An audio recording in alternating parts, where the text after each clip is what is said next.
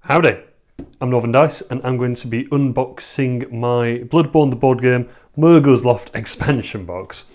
I believe this one came as a standard with all Kickstarter backed pledges, but I know this is one that you can purchase as well at retail. So I thought I'd go through this one separate to the Kickstarter exclusive stuff. So this one is Mergo's Loft, which introduces one of the end game areas of the video game.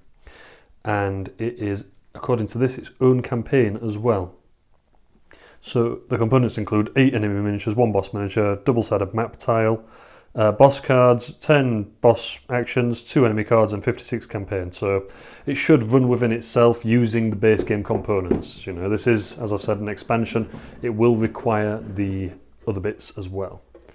So we kick off with a double-sided board, and there is Mergo's Loft, as the expansion says. There is the Wet Nurse's Luminarium, which is where the boss fight in the video game takes place. Whether that's where the boss fight in the board game takes place is another matter, but judging by that symbol, I'm going to guess that's where the enemy will spawn. So, apologies for the lighting. I'm choosing to do this much later than I normally would, and it has resulted in me having to craft some lights. I've taken this out of the box simply because of my experience on my last video, if you saw it. So I'm not going to go straight into the minis, I'm going to go straight into the card just because it's in hand and it'd be a lot easier. So we have 2 cards, which make things pretty straightforward, I guess. So we've got Mergo's Chief Attendants and Mergo's Attendants, and then their alternate sides as well. And Mergo's Chief Attendants are these big fellas, and the Attendants are the small fellas. Now you'll notice there's no actual rules come with this, and I think it's because, just thinking out loud, could be completely wrong, the expansion runs on the same system entirely as the base game. So what that will probably mean is, as soon as you know the base game's rules, you can just run the campaigns within themselves, which I think is quite cool. But it also means it's a rabbit hole of spending money, because it's not like the expansions are going to require lots of extra thought. It is just more content. And Bloodborne isn't a small game. Just going to crack this open this way. Ignore the tape. Oh, more cards. They've just jumped out. So I do want to look at the minis before I look at the actual cards for the enemies. So let's kick off with the Attendants. They are just little fellas who've got whips, who are dressed as jokers, as they are in the video game.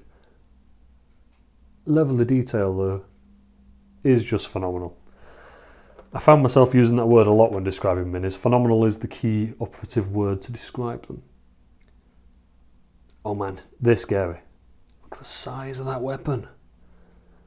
But I do like the detail on this, just all of the... Look, you can see the chain links, that's how good this is. Awesome.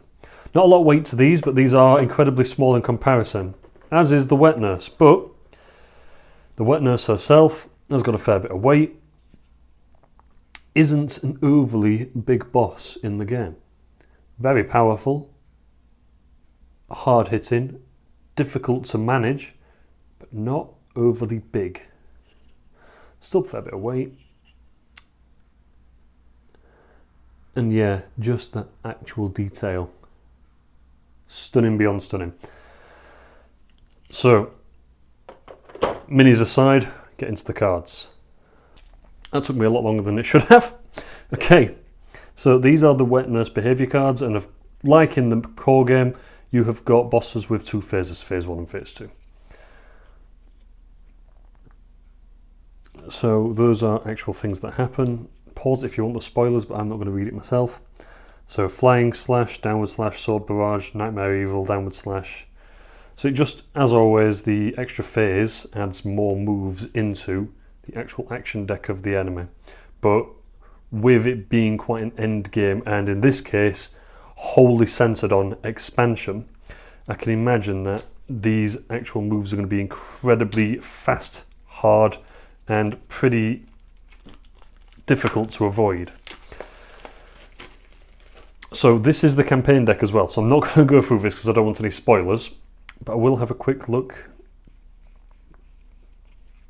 at just the actual Wet Nurses Phase 1, Phase 2. I did have a look through some of these in the core game, and I found it is too close to a spoiler for my liking to want to go through them. It's not a legacy game.